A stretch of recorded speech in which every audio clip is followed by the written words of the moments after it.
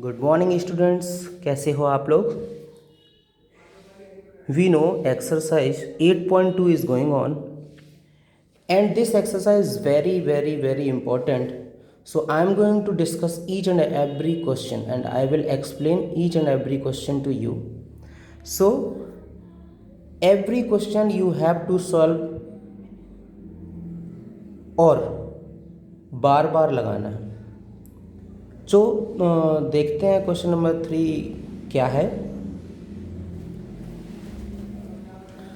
A shopkeeper buys 80 articles for rupees 2400।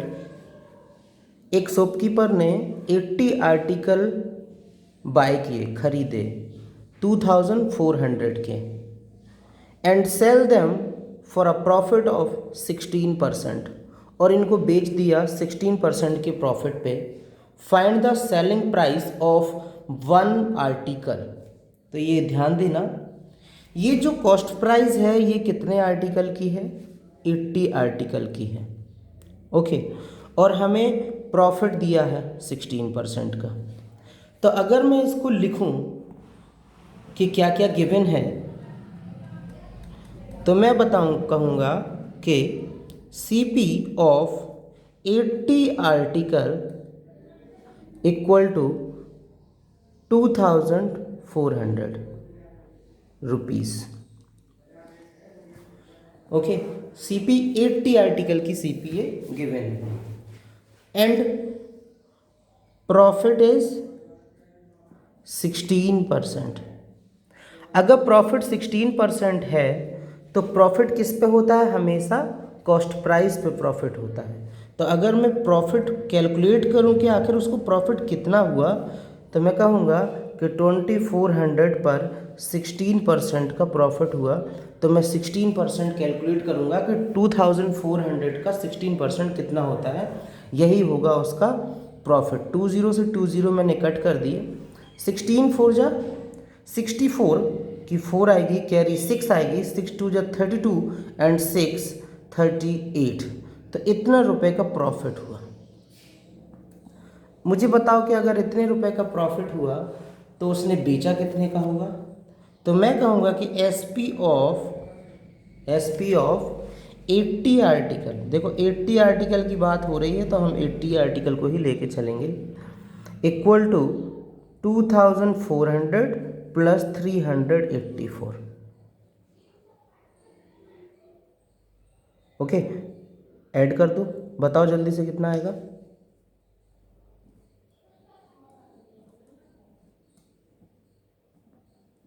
Okay, तो ये जो आया 2784 सॉरी, ये क्या आया, SP of 80 article.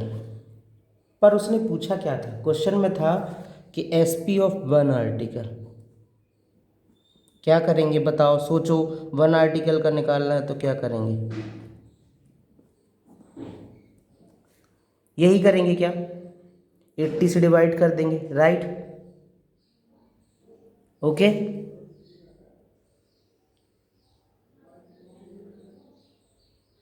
Okay, divide कीजिए जल्दी से, कितना आएगा।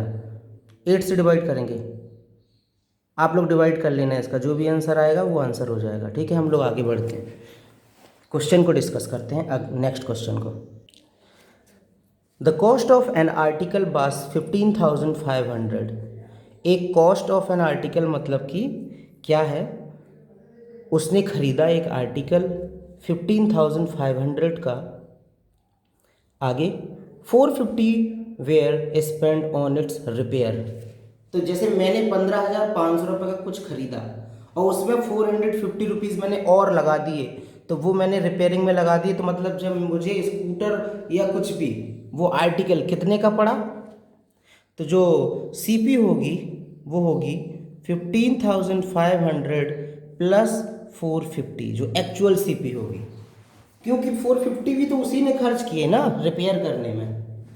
तो टोटल जो अब कॉस्ट हो गई CP वो हो गई 15,950 रुपीज़। अब आगे बढ़ते हैं। If it is sold for a profit of 15%, अगर उसको 15% का प्रॉफिट हुआ है तो बताओ कि उसका सेलिंग प्राइस क्या है। तो इतने का खरीदा, इतने रुपए का उसको पड़ा और प्रॉफिट हुआ 15% का। तो प्रॉफिट किस पे होता है? हमेशा सीपी पे होता है। तो जो मैं पहले तो प्रॉफिट परसेंट दिया है तो प्रॉफिट निकाल लो। कितने का? 15,950 का 15% कितना होगा? यही तो प्रॉफिट है। 5 2 जा 15, 5 3 जा। अब जब आप इसको मल्टीप्लाई करोगे तो क्या आंसर आएगा? जल्दी से बताओ, इसको कैलकुलेट करो आप लोग। 3 का ऐसा मल्टीप्लाई कर देंगे, देन 2 से डिवाइड कर देंगे। 3 का 5, 3 5 जो 15, 3 9 जो 27 और 1 28, 2 3 5 जो 15 और 2 17, 3 1 जो 3 और 1 4 और 2 से डिवाइड कर दो, ये आ गया प्रॉफिट उसका।